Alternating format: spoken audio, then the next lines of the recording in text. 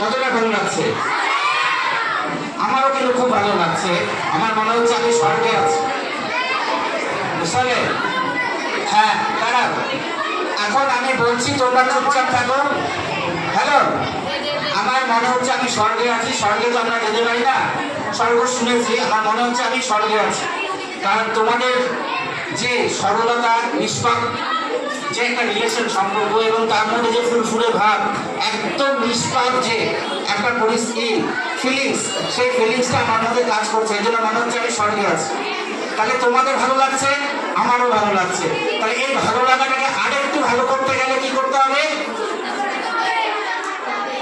এই ভালো লাগাটাকে আরেকটু ভালো করতে গেলে কি করতে হবে? তাহলে প্রমিস করলে কিন্তু, তাহলে এর পরপর যতগুলো প্রোগ্রাম হবে এক ফোঁটা কথা বলবো না, মনে থাকবে? মনে থাকবে তো? হ্যাঁ, তাহলে এবার সাইলেন্স, কিপ সাইলেন্স। হ্যাঁ, আজকে হচ্ছে 5 সেপ্টেম্বর। আমরা জানি একটা অদ্ভুত একটা দিন আমাদের শিক্ষা ব্যবস্থায়। আমাদের হচ্ছে ইন্ডিয়ান এডুকেশনাল সিভিলাইজেশনে শিক্ষক দিবস মানে 5 সেপ্টেম্বর কিন্তু একটা অসাধারণ গুরুত্ব রাখছে। বলতে বোঝায় শিক্ষকের দিন, মানে স্টুডেন্টরা সারা বছর ওয়েট করে টিচারদের একটা রেসপেক্ট দিবে, আর শিক্ষকরা কি করবে?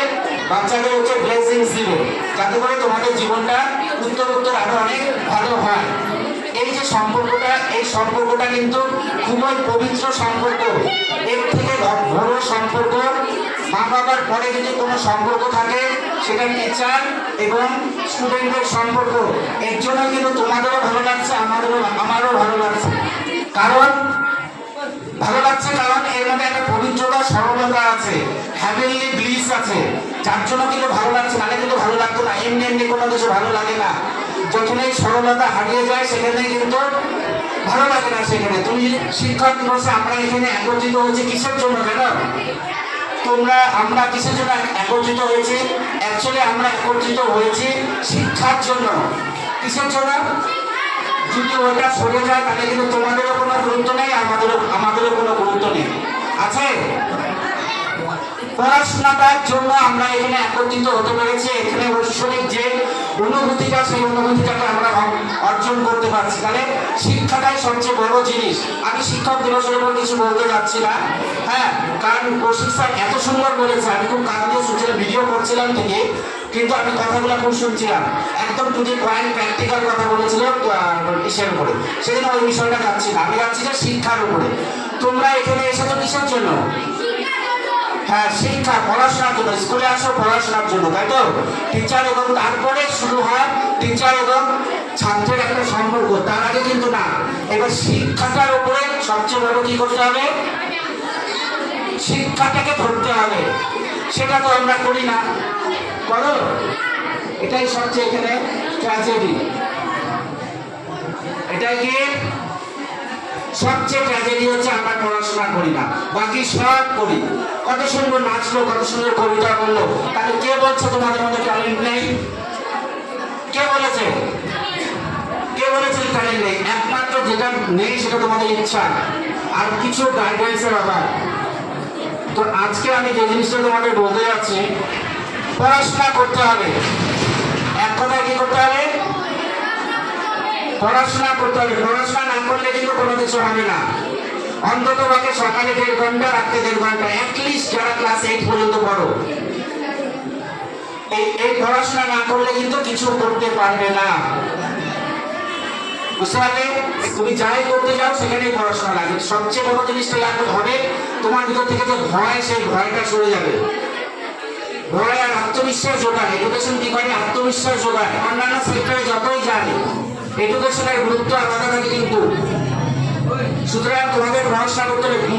ঘুমাতে যাওয়ার আগে একটা জিনিস সবসময় মনে রাখবে, মনে করবে তো যে আমি পারবো। এটা কে কে করবে? হাত তোলো।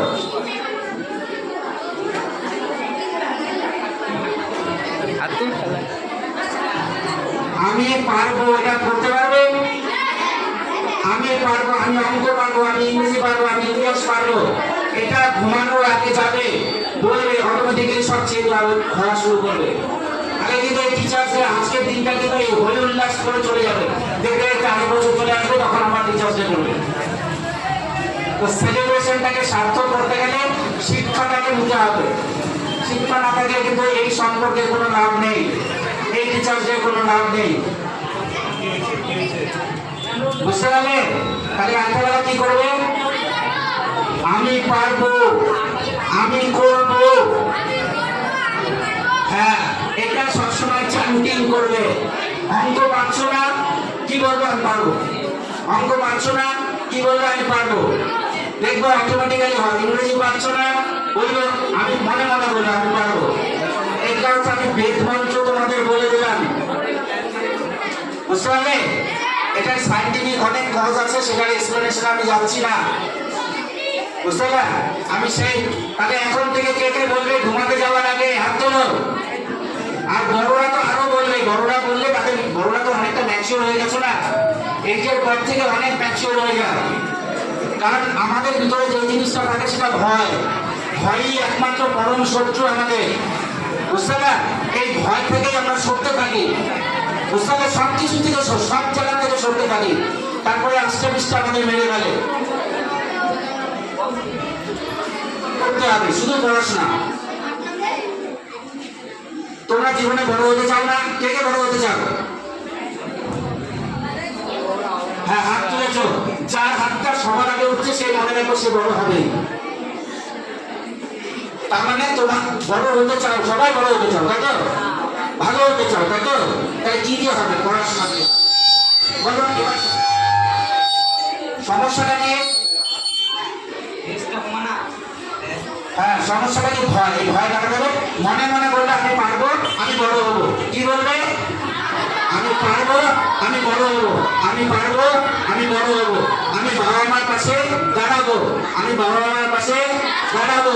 বলবে? মনে থাকবে? ঠিক আছে, তাহলে এরকম লাগছে এখানে। হ্যাঁ, এটাকে আরো ভালো করতে গেলে কি করতে হবে? পড়াশোনা করতে তো হবে, শান্তভাবে বসে থাকতে হবে।